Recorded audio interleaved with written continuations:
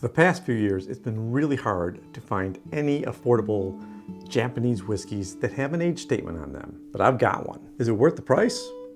I'm about to find out. Let's do this.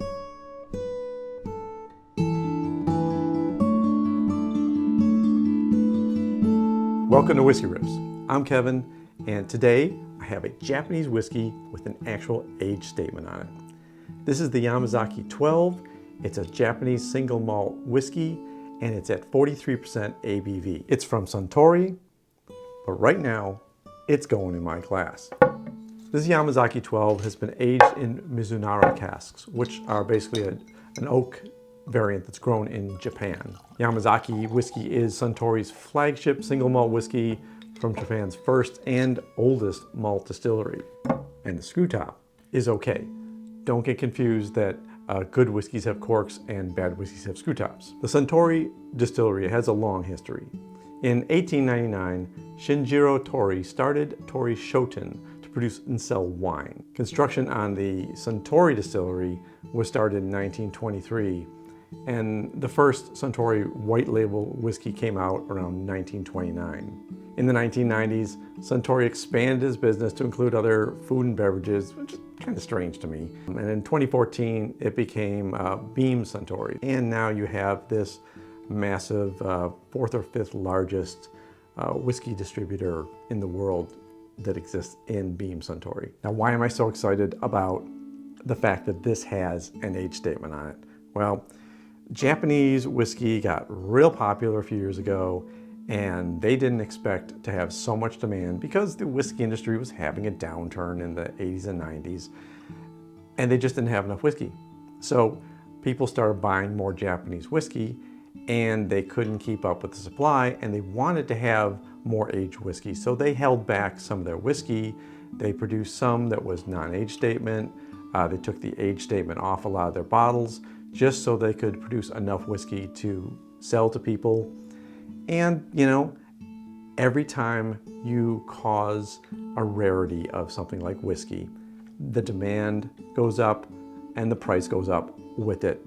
Not exactly the same. Sometimes it's way beyond where it should be. 43% is a little low for me as far as whiskey goes, but that's kind of traditional for Japan. Their ABVs are usually lower than here in the US or anywhere in the UK. Japanese single malt whiskey is built off of the same techniques as Scotch whiskey. So the malting process is similar, the distillation process is similar. They even use some of the same kind of pot stills to get that same kind of production of whiskey. And when I dive into this whiskey and nose it, first thing I get hit with is a lot of malt flavor. A lot of that has to do with, it's at 43%, so I'm not going to get a lot of alcohol burn at that level. And I'm getting some caramel and some sweet notes and a little hint of vanilla there too. It's a very light nose. It's not simple though. I'm getting some peach notes, some like orange notes on, some citrus orange. Sweetness there is almost like a pineapple to me. But the malted notes are a little different than I'm used to, and I think that might be due to the Japanese oak. There's a little spice down in there. Might be a little bit of baking spices or cloves. The nose on this really speaks of Japanese whiskey to me. It's mild, but it's got a lot of little nuanced flavors in there. And it just has that Scotch, but not Scotch kind of note to it. A little bit of pepper on the first taste, oak spice, kind of candied oranges. I mean, a little dark chocolate at the end. That's a pretty long finish for a 43% ABV. So at first I thought it was maybe pepper, but now I'm getting more of a, as it's sitting on the back of my tongue, kind of a ginger spices for it. And again, ginger, dark chocolate, sweetness from like a candied orange. The finish is a little bit smoky. It's like I've had a cigarette smoke in my mouth. I'm not a smoker. Hung around with smokers my whole life, so I know the flavors of cigarette smoke in your mouth. But yeah, that lingers there. I don't know if I love that. I might even be getting some mint notes. Have you seen some of my other videos on Japanese whiskeys? There's a couple that give me the mint notes, and I'm okay with a little hint of mint. Sometimes it's a little overpowering for me. It's not what I'm looking for in whiskeys, but I'll put links to those episodes in the description below. The more I taste it, the more I'm getting more mint notes. I'm getting more of the ginger spice. I'm getting less sweetness with every sip. It's starting to turn into kind of a repetitive one-note finish for me, which I'm not terribly fond of. It's my ongoing battle with Japanese whiskey. I like some of them, but I'm not sure I love them enough to pay more for certain things like that age statement on there, 12 years. For this one, I paid like $200 for it on Flavor, I think. And I can also get it locally in the San Francisco whiskey shop for about $250. Maybe I'm missing something. Every time I go into these certain areas of Japanese whiskey and I want to really love them and I'm just okay with it, I would rather buy this for, I don't know, maybe 90 to 100 bucks.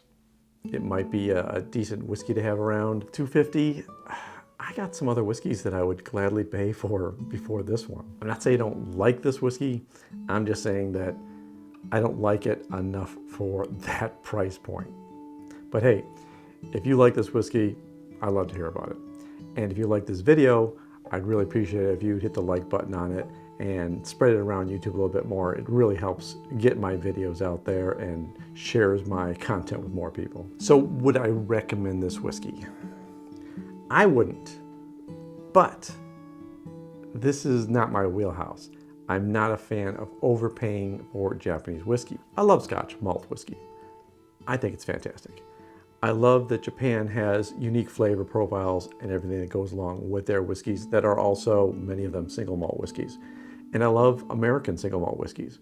But there comes a point where I'm not going to go seeking this out and paying $200 to $250 for it. If the prices come back to a more reasonable level, maybe I'll spend more time in the immersive environment of Japanese flavors and see if I change my mind. But right now, for me, I'm not going to buy this again. And that makes me sad because I do like to branch out into other areas of whiskey exploration. But I am glad that I bought it this time. I'm glad that I got to taste it on camera with you. And I'm also glad that you're watching and you're giving me some feedback on this whiskey because maybe I'm still missing something. So anything you want to tell me in the comments, please do. And until the next time, take care of yourself, take care of those people around you, and cheers.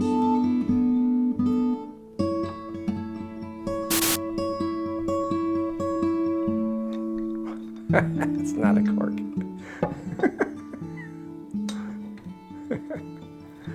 Oh, I tried to pull off the screw top. Oh, that's good. That's nice. Let's try this again, huh?